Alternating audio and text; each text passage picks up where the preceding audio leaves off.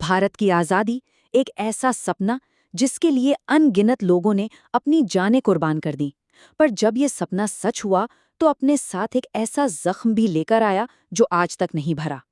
तो सवाल ये है कि क्या ये वही आज़ादी थी जिसका सबने सपना देखा था? आइए इस जटिल और दर्दनाक कहानी की परतों को खोलते हैं। साल 1947 भारत के लिए आज़ादी का सपना हिंसा के एक ऐसे खौफनाक दौर में हकीकत बना जिसके जख्म आज भी ताज़ा हैं। जरा इस आंकड़े के बारे में सोचें। 1.4 करोड़ लोग, ये इतिहास के सबसे बड़े पलायन में से एक था। मतलब रातों रात लोगों को अपना घर, अपनी जमीन, सब कुछ छोड़कर एक अनजान भविष्य की ओर निकलना पड़ा। और ये तो और भी भयानक है। अनुमान है कि करीब 15 से 20 लाख लोग उस हिंसा में मारे गए। सोचिए, एक ऐसा सफर जिस पर निकले तो करोड़ों थे, पर लाखों अपनी मंजिल तक कभी पहुंचे ही नहीं। तो सवाल यही उठता है कि आखिर ऐसा क्या हुआ?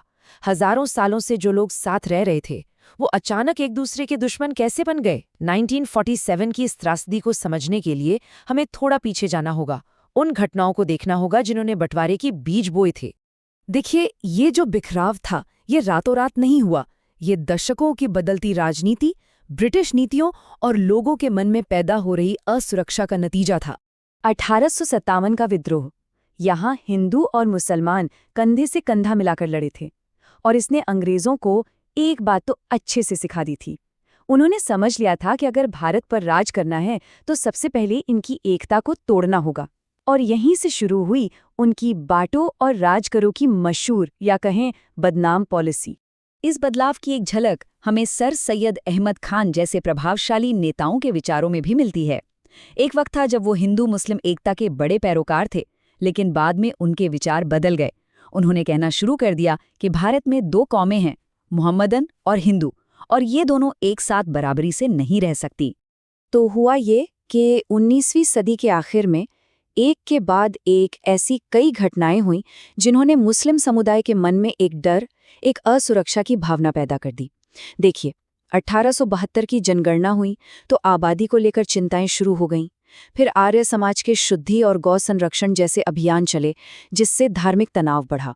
और ऊपर से हिंदी को आधिकारिक भाषा बनाने की मांग ने भाषाई दरार भी पैदा कर दी। मतलब हर तरफ से एक दबाव महसूस होने लगा था। और जैसे जैसे लोगों में राजनीतिक जागरूकता बढ़ी, ये जो असुरक्षा की भावना थी, ये अब ठोस राजनीतिक मांगों और विभाजनों की शक्ल लेने लगी।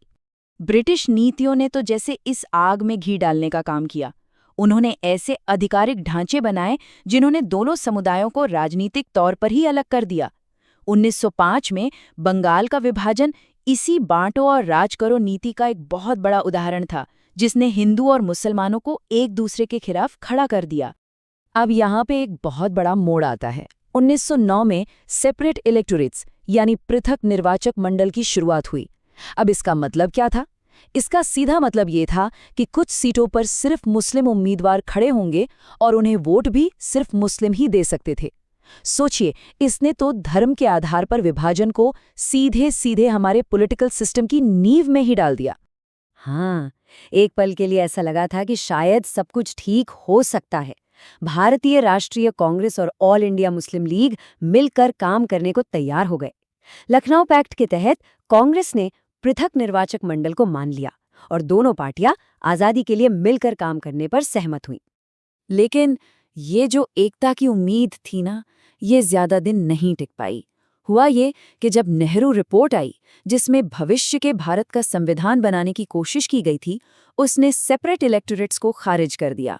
इसके जवाब में जिन्ना ने अपने मशहूर 14 पॉइंट्स रखे, जिसमें उन्होंने मुस्लिम प्रतिनिधित्व के लिए कुछ खास सुरक्षा उपायों की मांग की। लेकिन कांग्रेस ने उसे नहीं माना और बस यहीं से दोनों के रास्ते हमेशा के लिए अलग हो गए। अब हम 1930 और 40 के दशक में आ गए हैं और यहाँ तक आते आते राजनीतिक खाई इतनी गहरी हो चुकी थी कि उसे पार करना लगभग नामुमकिन सा लग रहा था। इस चार्ट को जरा ध्यान से देखिए। ये मुस्लिम लीग के समर्थन में आए जबरदस्त बदलाव को बिल्कुल साफ दिखाता है। देखिए, 1937 के चुनावों में लीग का प्रदर्शन कितना कमजोर था, लेकिन फिर इस्लाम खतरे में है का नारा बुलंद हुआ और 1946 तक आते आते लीग ने लगभग सारी मुस्लिम सीटें जीत लीं। एक तरह से उन्होंने खुद को मुसलमानों का एकमात्र प्रतिनिधि साबित कर दिया। मुसलमानों के लिए एक अलग वतन का ख्याल, जो कभी एक बहुत छोटी सी सोच थी, अब अल्लामा इकबाल जैसे बड़े बुद्धिजीवियों की आवाज बन रहा था। हाँ, ये बात और है कि इकबाल शायद भारत के अंदर ही एक राज्य की बात कर रहे थे, लेकिन उनके इस विचार को बाद में एक अलग देश की मांग का आधार बना लिया गया। और इस प्रस्ताव ने तो सब कुछ बदल दिया। इसने पाकिस्तान के निर्माण को मुस्लिम लीग का ऑफिशियल और सबसे बड़ा लक्ष्य बना दिया। अब बंटवारे की मांग सिर्फ एक ख्याल नहीं रह गई थी, बल्कि एक पूरा राजनीतिक आंदोलन बन चुकी थी। दूसरे विश्व युद्ध ने ब्रिटेन की कमर तोड़ दी थी। वो कमजोर हो चुके थे और भारत छोड़ने की जल्दी में थे। और यही जल्दबाजी आज़ादी के आखिरी कुछ सालों को बंटवारे की तरफ एक हिंसक और खूनी दौड़ में बदल गई। भारत को टूटने से बचाने का एक आखिरी बहुत जटिल प्रयास किया गया। इसमें एक 3 स्तरीय ढांचा बनाया गया, जिसमें हिंदू बहुल प्रांतों का एक ग्रुप, मुस्लिम बहुल प्रांतों का दूसरा और बंगाल असम का तीसरा ग्रुप बनाने की बात थी। लेकिन एक गलतफहमी और नेहरू की एक प्रेस कॉन्फ्रेंस ने सारा खेल बिगाड़ दिया। जिन्ना को लगा कि कांग्रेस समझौते से पीछे हट रही है और उन्होंने भी कैबिनेट मिशन प्लान से अपना समर्थन वापस खींच लिया। विरोध का ये आह्वान देखते ही देखते भयानक हिंसा में बदल गया। सिर्फ 72 घंटों के अंदर कलकत्ता की सड़कों पर हजारों लोग मारे गए। इस हिंसा ने एक शांतिपूर्ण और एकजुट भारत की उम्मीद को लगभग खत्म ही कर दिया। और फिर बंटवारे का फैसला हो गया। अब काम था सीमा खींचने का, और ये काम इतनी जल्दबाजी में किया गया कि यकीन करना मुश्किल है। एक लाइन खींच दी गई जिसे हम रेडक्लिफ लाइन कहते हैं, और इसे खींचने में लगे सिर्फ 5 हफ्ते। और सबसे बड़ी बात, इसे खींचने वाला इंसान सर रेडक्लिफ इससे पहले कभी भारत आया ही नहीं था। उसे उन गांवों, नदियों, खेतों या उन समुदायों की कोई जानकारी नहीं थी जिन्हें वो एक लकीर से हमेशा के लिए बांट रहा था। ये बंटवारा किसी संघर्ष का अंत नहीं था, बल्कि ये एक ऐसी दर्दनाक विरासत की शुरुआत थी जो आज भी दक्षिण एशिया के वर्तमान और भविष्य को तय कर रही है। तो जब हम इस पूरे इतिहास को देखते हैं तो एक सवाल मन में उठता है। इस पूरी कहानी में औजार था धर्म, पर असल लक्ष्य तो राजनीतिक शक्ति थी।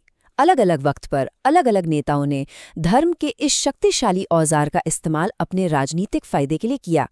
आज जब हम अपने आसपास देखते हैं तो सवाल ये है कि क्या हम इस खेल को, इस अंतर को पहचानना सीख पाए हैं?